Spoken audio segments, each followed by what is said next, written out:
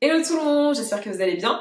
Aujourd'hui sur la chaîne et dans cette vidéo, on va surtout parler des petits gestes du quotidien à mettre en place pour réduire son impact écologique, donc surtout pour mener une vie un petit peu plus green si je puis dire, pour faire un petit peu moins de pollution, ce genre de choses, pour aider un petit peu la planète.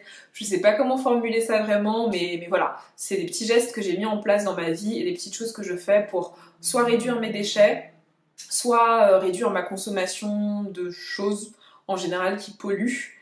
Et je me suis dit que ce serait sympa parce que voilà, tout le monde a envie Enfin, tout le monde non, mais je pense que ce serait bien si on faisait tous un petit geste pour la planète tous les jours. Et si c'est facile de l'intégrer à sa vie de tous les jours, c'est plutôt sympa. Après, il y a beaucoup de gens qui savent pas justement quoi faire pour apporter de l'aide et quoi faire pour apporter sa pierre à l'édifice. Je pense qu'on est au courant que la planète est en train de se mourir, ok, elle est en train de crever, et je pense que du coup ça peut être sympa si tout le monde faisait un petit truc pour la planète. Voilà, je l'ai déjà répété, mais du coup je vais vous dire un peu moi ce que je fais dans mon mode de vie, ce que j'ai changé. Vous pouvez prendre un peu tout ce qui vous plaît à ce niveau-là. Ce ne sont pas des obligations ou quoi que ce soit, j'essaie juste d'informer au mieux que je peux et à mon échelle un peu, et ce que je fais, donc bon ben on se lance quoi. Alors en premier lieu je vais vous parler des gestes que je fais pour réduire mes déchets. J'essaie d'avoir une consommation, ou en tout cas un mode de vie un peu plus dans le zéro déchet, enfin zéro déchet 1. Voilà, j'aime pas beaucoup ce terme, mais en tout cas pour dire de diminuer et de réduire mes déchets au mieux que je peux, à mon échelle et comme je peux bien sûr. Enfin, je vais pas non plus essayer de faire des choses irréalisables pour moi, voilà. Mais je fais des petits gestes en tout cas pour réduire mes déchets, je vous en parlais de quelques-uns. Donc je n'utilise plus de papier essuie-tout, je n'en achète plus, je n'en consomme plus de papier essuie-tout, parce qu'au final je me suis rendu compte que c'était beaucoup d'argent les papiers essuie-tout, et j'ai réussi à le remplacer avec juste des petites serviettes en microfibre. Enfin, dès qu'il y a une petite tache, une petite serviette en microfibre, c'est passé. Ou je prends mon éponge, ou si j'ai besoin d'essuyer les mains, ben, je me lave les mains tout simplement. Mais voilà, j'achète plus de papier essuie-tout, ça doit bien faire 6 8 mois. Enfin, non, même pas, ça fait depuis octobre dernier. En fait, quand j'ai emménagé, je me suis dit, bah t'as plus de papier essuie-tout et tu sais quoi, n'en rachète pas. Donc j'ai fait ça au moment de mon déménagement et ça ne me manque pas du tout. Même quand j'ai des invités à la maison, au final, ça pose pas vraiment de soucis, pas tant que ça. Voilà, plus de papier essuie-tout, c'est assez simple. C'est peut-être un mode de vie, il faut quand même voir. Il y a peut-être un moment d'adaptation, mais franchement, j'ai trouvé que c'était assez simple pour moi de me passer de papier essuie-tout, et du coup, ben, c'est assez facile quoi. Ensuite, plus de papier aluminium, ni de papier film, vous savez, le papier étirable là. Donc j'utilise plus de papier aluminium. Je crois qu'il y a aussi pas mal de dangers à utiliser du papier aluminium sur sa nourriture. C'est assez facile, enfin assez facile.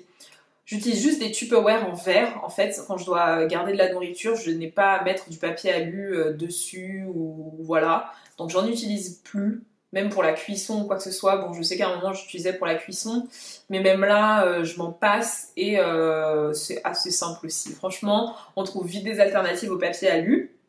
J'ai aussi acheté une brosse à dents en bambou. J'utilise, je vous en avais déjà parlé depuis il y a très très longtemps, il me semble.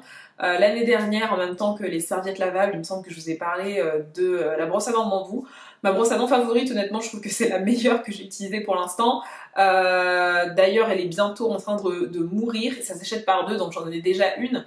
Et j'aurais plus qu'à enlever en fait les petits poils de la brosse à dents et le planter dans une de mes plantes, parce que voilà, c'est une brosse à dents compostable. J'ai pas de machine à compost, donc je pense juste que je vais me servir de ma brosse à dents pour faire tenir une de mes plantes. Donc voilà, ça réduit ça au moins comme déchet, de ne pas avoir de brosse à dents en plastique. J'utilise aussi des savons, donc vous savez, enfin des savons quoi, juste des savons, des barres de savon, plutôt que du gel douche. Parce qu'en fait, le gel douche, c'est dans un contenant en plastique, généralement, alors que le savon, ben, c'est un truc, enfin, c'est un savon, quoi. Donc, c'est solide et tout. Parfois, il y a un petit film en plastique à l'intérieur. Selon les marques, il y a juste du papier craft ou du carton.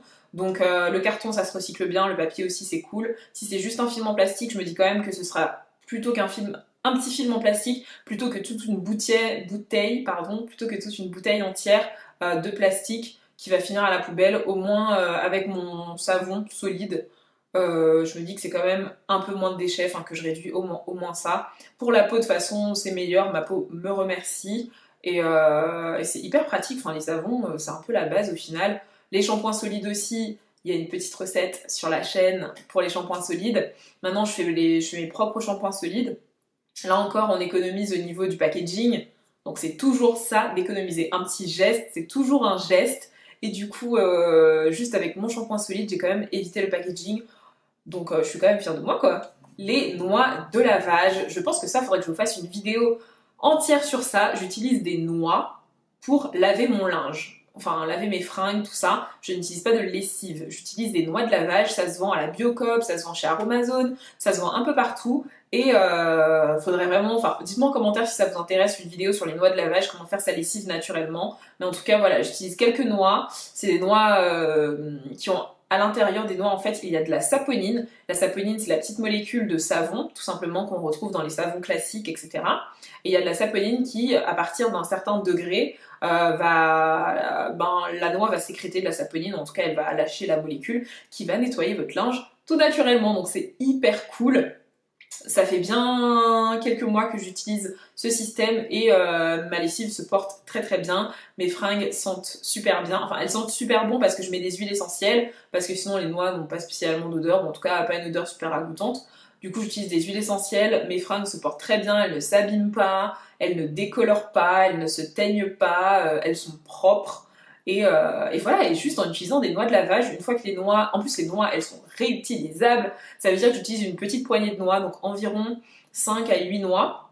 Elles sont cassées, histoire que justement la saponine puisse sortir, puisqu'une noix entière elle va pas sécréter de la saponine. Elles sont concassées, et voilà, je peux les utiliser. Ouh, c'est difficile. Je peux les utiliser jusqu'à 3 fois si je lave à 40 degrés. Donc vous imaginez, mes 8 noix me font 3 lavages et j'ai 1 kg de noix. Ça veut dire que...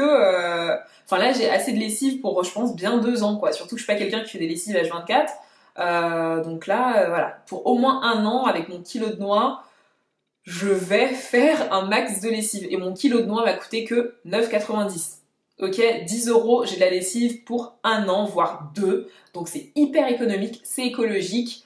Et voilà, enfin, c'est super. Au final, pas besoin de produits chimiques, pas besoin d'acheter une plastique, de la lessive avec un contenant en plastique. En plus de ça, les petites dosettes sont plastifiées aussi. Enfin, trop de trucs. Alors que là, des noix de lavage, c'est super. Je peux mettre les noix, je peux les concasser, les mettre dans mes plantes. Enfin, c'est génial. Les noix de lavage, dites-moi si vous voulez une vidéo sur le sujet parce que c'est une révolution. Les DIY, désolé, j'ai mon petit carnet. Alors, les DIY, vous savez que je fais à peu près tout moi-même. Je fais mes crèmes pour le visage, mes crèmes... Enfin, je fais pas trop de crèmes pour le corps, mes crèmes pour le visage, après shampoing, lait capillaire, enfin voilà, je fais tout moi-même quand c'est possible. J'utilise encore des produits achetés, des produits manufacturés, mais j'essaye la plupart du temps de faire mes produits capillaires ou pour le corps, pour le bien-être moi-même. Et ça aussi, ben, au final, je me dis, ben, j'économise de l'argent, c'est beaucoup plus écologique, j'ai pas à consommer trop de produits et surtout c'est réutilisable et c'est plus naturel quoi. Donc c'est plutôt ça. J'ai quelques DIY sur la chaîne sur faire son shampoing solide. Sur Instagram, je vous explique comment je fais ma crème capillaire. Je n'ai pas filmé ce processus parce qu'il est assez complexe. Je suis seule à filmer chez moi et réussir à filmer pendant que j'ai les mains en train de faire ceci. Attention à quelque chose sur le feu, machin. C'est trop compliqué, donc je vous ai mis ça sur Instagram. Et voilà, franchement, pensez à essayer de faire vos produits vous-même. J'utilise plus non plus de produits ménagers. Je fais tout avec du bicarbonate, un peu de vinaigre blanc, du percarbonate. Au final, il n'y a besoin que de ça pour nettoyer chez soi, du savon noir. Et voilà, chez soi est assez propre. Enfin, chez soi est propre et naturellement quelques huiles essentielles et basta.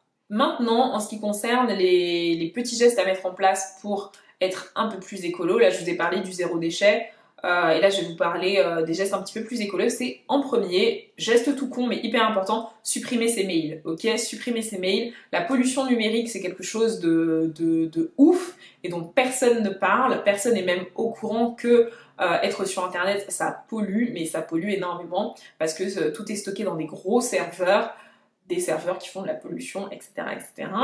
Donc, n'oubliez pas de supprimer vos mails, de vous désabonner aux newsletters, de faire attention à vos cookies. Supprimez vos mails inutiles. Je sais que je garde mes mails très très importants parce qu'on ne sait jamais quand j'en aurai besoin, mais tout ce qui est newsletter, réseaux sociaux, etc., je supprime tout tout le temps. C'est pas normal d'avoir une boîte mail à 30 000 mails, à 5 000 mails, d'avoir 5-6 adresses mail. Tout ça, c'est de la pollution numérique non nécessaire. Donc, pensez à supprimer votre mail. C'est peut-être le premier geste écolo que vous allez faire. Et en plus, c'est super simple.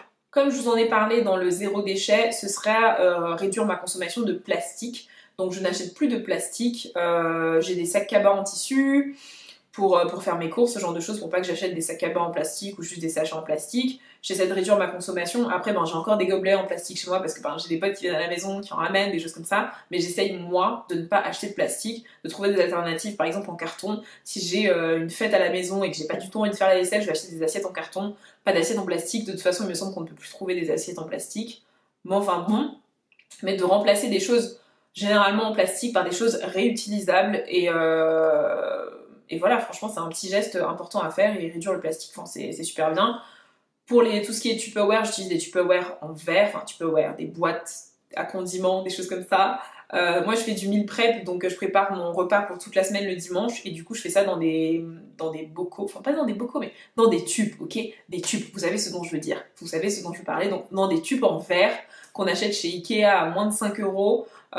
C'est du verre, donc c'est super, ça va au four, ça va au lave-vaisselle, ça va partout. On n'a pas de goût de plastique dans sa bouche quand on veut manger, et c'est mieux pour la planète. Donc passez au verre, et vous verrez, c'est génial. Maintenant, quelque chose qui fait un petit peu polémique, j'ai arrêté de manger de la viande rouge, j'ai arrêté d'en acheter, j'ai arrêté d'en consommer un max parce que j'adore ça, la viande. Hein. Voilà, je suis pas végane, mais j'essaie quand même de me tourner vers une alimentation un peu plus végétale. J'ai diminué ma consommation de viande en général, donc la viande blanche par exemple, ce genre de choses, mais j'ai supprimé la viande rouge de mon alimentation. Ça m'arrive d'en manger quand je sors, donc au restaurant, de manger un burger ou une entrecôte, mais je n'en achète pas pour chez moi en fait. C'est vraiment exceptionnel, puisque bon, je vais pas au restaurant tous les jours, hein, je vais pas au restaurant souvent, mais je n'en achète pas chez moi parce que la viande rouge c'est quelque chose qui pollue énormément les élevages les élevages bovins en fait vont polluer énormément.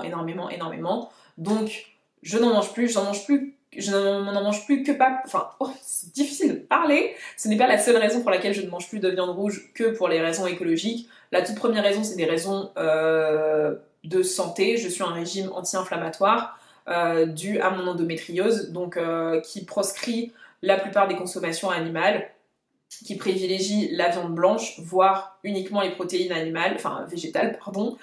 Donc j'ai d'abord enlevé la viande rouge pour des raisons de santé, et maintenant j'ai quand même aussi des raisons écologiques de ne pas en acheter pour chez moi. Voilà, comme je vous ai dit, de temps en temps au resto, une fois, pourquoi pas, mais je vais pas acheter des côtes de bœuf pour m'en faire le week-end, quoi.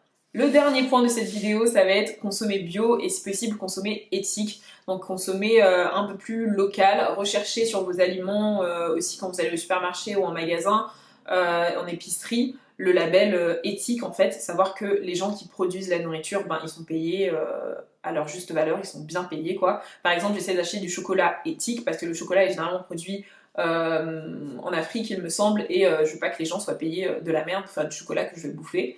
Donc des choses comme ça. Et de consommer si possible local et bio. C'est pas toujours facile. Voilà, moi je consomme pas non plus 100% local, 100% lyonnais toute l'année, mais j'essaye au maximum de, si possible, acheter certains aliments bio et les acheter au marché ou des choses comme ça pour éviter tout ce qui est pollution des transports, pour amener la bouffe, etc. Donc voilà, c'était mes petits gestes que je fais un petit peu au quotidien pour essayer d'être un peu plus gentil envers la planète, pour essayer d'apporter un petit impact à mon échelle. Je sais que c'est pas grand chose, il aurait fallu faire beaucoup plus, etc. Mais en tout cas, c'est ce que je fais. Dites-moi en commentaire ce que vous faites pour réduire votre impact écologique, pour être dans une vie un peu plus zéro déchet si possible, ou un peu plus green. Dites-moi tout ça en commentaire, si on peut s'entraider sur ça, c'est super cool. Si vous avez appris quelque chose, n'hésitez pas aussi à me dire tout ça. Et puis est-ce que vous, ça vous inquiète, le fait que la planète va mourir? J'espère que ça vous inquiète. Et voilà, si vous voulez aussi d'autres vidéos dans le style, ou en tout cas sur ces problématiques, n'hésitez pas à me dire ça en commentaire. N'oubliez pas de partager cette vidéo et de vous abonner à la chaîne. Et je vous dis à la prochaine. Plein de bisous!